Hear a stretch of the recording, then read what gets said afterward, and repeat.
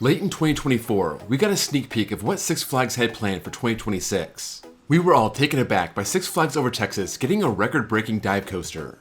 This park seems stuck in a rut in recent years, getting the first RMC in 2011, but getting small-scale clones since then. And it just seems like the first Six Flags park, in that great location serving Dallas-Fort Worth, deserves more than what it was getting. So, record-breaking dive sounded good, and then we find permits for this to be over 300 feet tall, and we think, oh wow, it's finally happening. B&M has taken the leap from Yukon Striker at 245 feet, all the way to 300, and we're gonna get that GIGA dive. On Thursday, September 25th, Six Flags Over Texas made it official. Tormenta Rampaging Run would stand 309 feet tall and dominate the Arlington skyline for years to come. Today, let's break this down, and I'll give you my thoughts on the world's first GIGA dive coaster.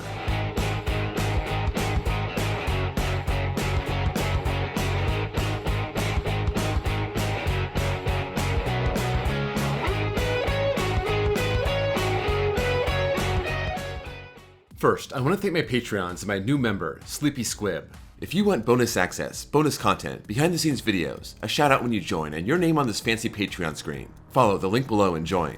Tormenta will be located in the Spanish section of the park, themed to the running of the bulls. Tormenta, of course, being Spanish for storm, but it's going hard with the bull theming.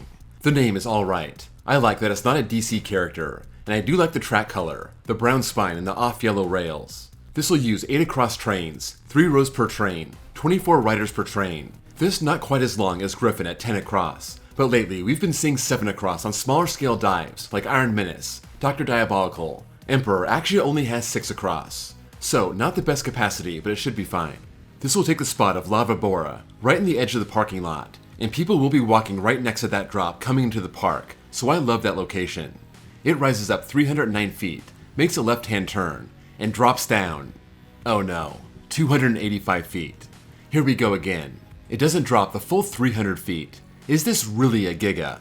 Okay, let's get this argument out of the way. I think Orion has a much better argument having that 300 foot drop.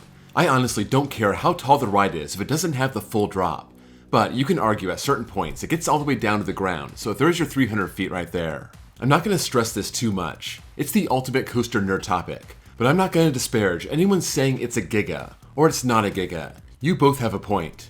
I think the Orion is not a Giga argument is way less defensible. After all, Magnum defined the hypercoaster, and that doesn't even have a 200 foot drop.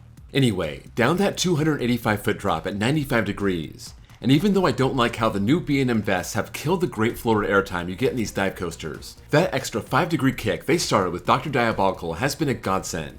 That drop kicks you out of your seat, and all it takes is the extra 5 degrees. Coming down beyond vertical at 285 feet should be pretty awesome. Then, as just about every dive coaster does, it rises into an Immelman at 218 feet. A hypercoaster Immelman is pretty crazy. And then, down into a vertical loop standing 179 feet. That is the world's tallest loop. I know, Full Throttle still claimed it even after Flash at Liwa Adventure broke it, but this is no doubt the tallest loop ever, so there's no arguing there. Then, it goes up into another Immelman. This one levels out instead of diving down, and goes into this enormous brake run that's gotta be like 150 feet off the ground. It then creeps over the edge and down a second vertical drop, something I love to see on a dive coaster, and it rounds out the ride with 2 small inversions, a third Immelman and a cutback, this being the first one ever on a dive coaster, and only the second one B&M ever built, the other being on Da Vinci Ride at Fantasy Valley in China. After that, it twists up into this long downward sloping brake run and the ride's over. So, records. Obviously the tallest dive coaster, also the tallest coaster in the park, in the state. Actually, the tallest coaster west of the Mississippi. I also do believe this is the tallest coaster that goes upside down. I'm pretty sure that's the tallest Immelman. We know that's the tallest loop. It's got 5 inversions, same as Rakshasa, and it's got 4,200 feet of track. That's like 600 feet longer than Yukon Striker. This coaster is a beast, and a throwback to the good old days of Six Flags. Something they would have never entertained before the merger, and I was hoping the bigger Six Flags parks would benefit from the Cedar Fair model, and here we have Over Texas getting a 309 foot tall, 4,200 foot long B&M dive coaster. The only concern I have is the recent trend of rough B&Ms. I heard their longtime parts manufacturer went out of business during COVID. I heard someone say they're accepting a lower standard to keep prices down. I don't know what's true and what's not, but this maxes out at 87 miles an hour, and I do not want to be on the edge seats at that speed if B&M hasn't fixed their roughness issue.